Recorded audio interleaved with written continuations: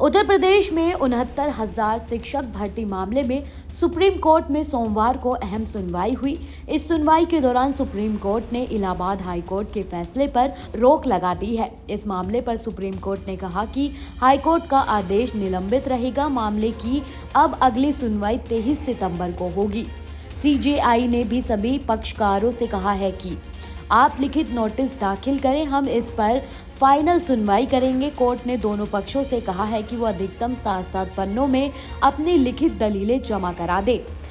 Court ने इसके लिए 2 नोडल वकील तय किए। राज्य सरकार से भी जवाब दाखिल करने कहा।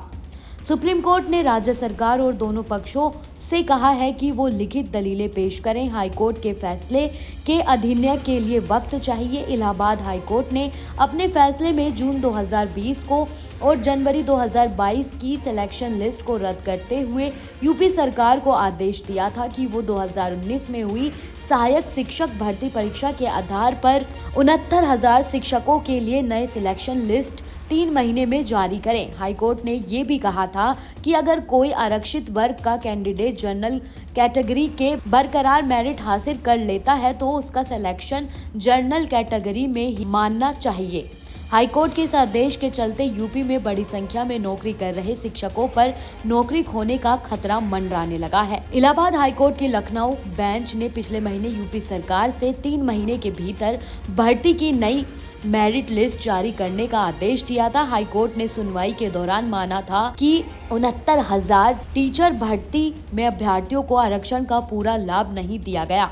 सोमवार को सीजेआई की बेंच के सामने याचिकाकर्ता शिवम की ओर वरिष्ठ अधिवक्ता मुकुल रोहतगी पेश हुए थे। हाईकोर्ट ने ये भी कहा है कि अगर कोई आरक्षित वर्ग का कैंडिडेट जनरल कैटेगरी के बरकरार मेरिट हासिल कर लेता है तो उसका सिलेक्शन जनरल कैटेगरी में ही मानना चाहिए। एससी ने इस आदेश के चलते यूपी में बड़ी संख्या में नौकरी कर रहे शिक्षकों पर नौकरी खोने का खतरा मंडराने लगा था। आपको बता दें कि उत्तर प्रदेश में जब अखिलेश यादव की सरकार थी तब 1,37,000 शिक्षा मंत्रियों को सहायक शिक्षा के रूप में समयोजित कर दिया गया था।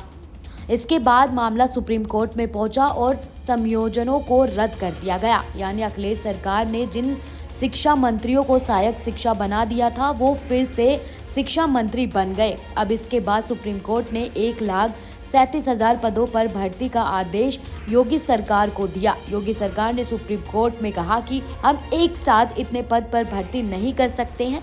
फिर सुप्रीम कोर्ट ने 2 चरण में सभी पदों को भरने का आदेश दिया।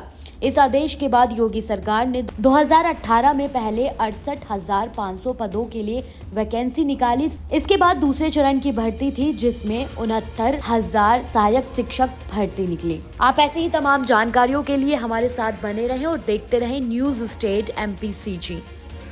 न्यूज नेशन अब व्हाट्सएप पर खबरों के ताजा अपडेट के लिए न्यूज नेशन के इस QR कोड को स्कैन करें।